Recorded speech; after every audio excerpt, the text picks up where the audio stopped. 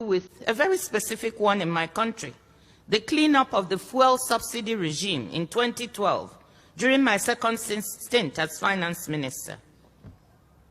Nigeria has a fiscally challenging fuel subsidy regime. The country exports crude oil and imports most of its refined needs because its refineries are in very bad shape, and provides a subsidy for the sales of refined oil at the pump. At the end of 2011, a total of 1.73 trillion naira, US $11 billion equivalent, was submitted as claims for subsidies by 143 marketers who were importing the product. These numbers seemed horrendously large compared to what I had last seen when I was in government in 2006, which was closer to $2 billion in subsidy. So we decided to audit these claims. We audited about $8.4 billion worth of claims, and we found $2.5 billion worth of fraud in these claims, i.e., many of these marketers were trying to claim $2.5 billion fraudulently. With the full backing of the president and the economic team, we decided that we were not going to entertain these claims or to pay. The pressure from the affected marketers was tremendous, as we tried not only to say we would not pay, but also we would clean up the whole mechanism for the subsidy claims and put in place something more transparent, something clearer. This did not go down well with them. When we stuck to our position of non-payment and implementation of the new verification regime, these strong and well-connected vested interests were angered and seemed to blame me personally for this. There were personal consequences. My 83-year-old mother, a retired professor of sociology, was kidnapped by 4 young men and held for 5 days. Keeping her wits about her as she was totally terrified, she asked them why she had been kidnapped. And they told her, quote, "Because your daughter, the finance minister, refused to pay oil marketers their dues." The kidnappers, negotiating with my brother, demanded my resignation publicly. I should go on television publicly and announce my resignation and depart from the country as a condition for my mother's release. Needless to say, these were some of the worst days of my life. Imagine, when you are in position, you want your parents, all of whom are here with you today, and your relatives, to be proud of you. You want to be a source of good for your family. You can imagine how I felt sitting there and thinking, just because of trying to do something right, to implement a good bit of policy that was good for the country, this could lead to the taking of my mother's life. These were some of the worst days of my life. With my father's support, the firm resolve of the president, we all decided I should not give in to the blackmailers, and I refused to resign.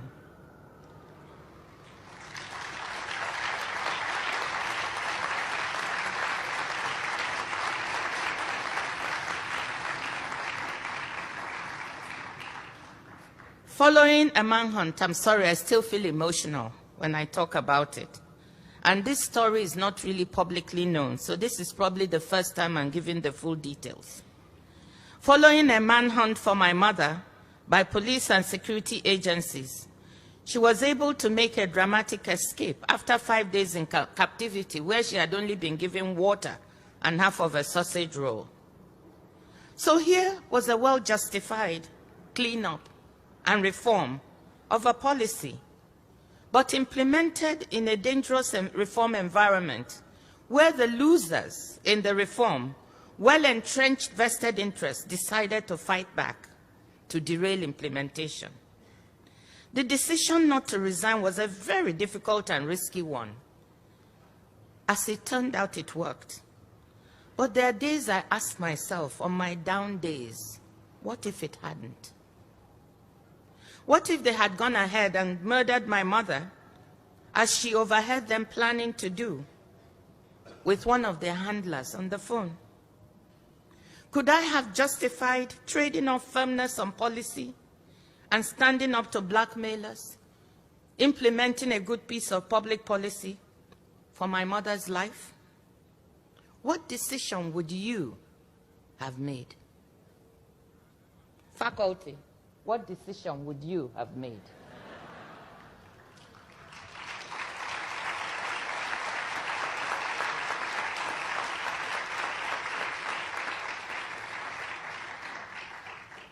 I know that one other brave hero, a woman I admire so much, a brave activist and reformer, Aung San Suu Kyi, was faced with an equally terrible decision.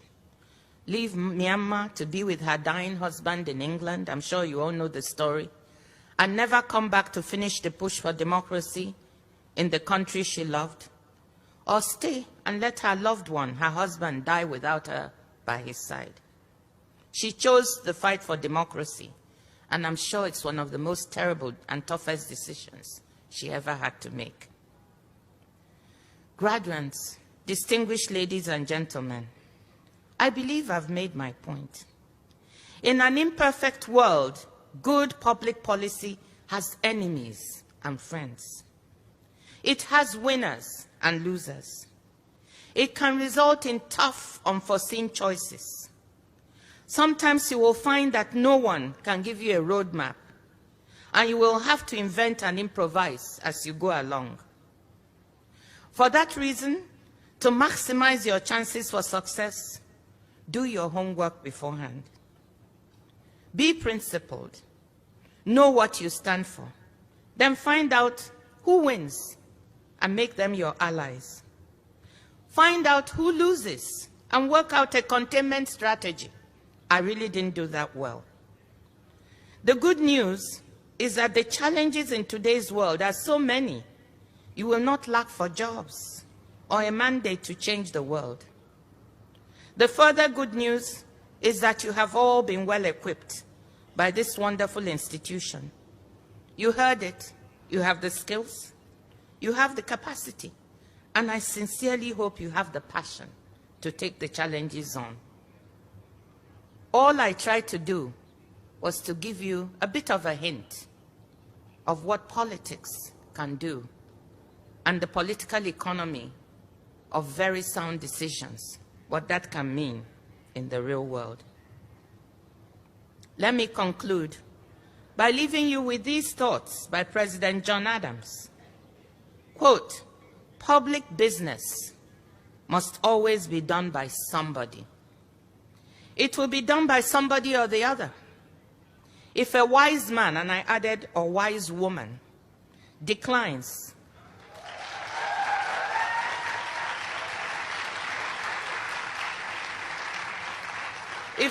if a wise man or wise woman declines, others will not. If an honest man or honest woman refuses, others will not. Go out, be that wise man and woman. Be that honest man and woman. And in spite of the challenges that I've faced out, that I've talked about, go out, conquer the world. Thank you.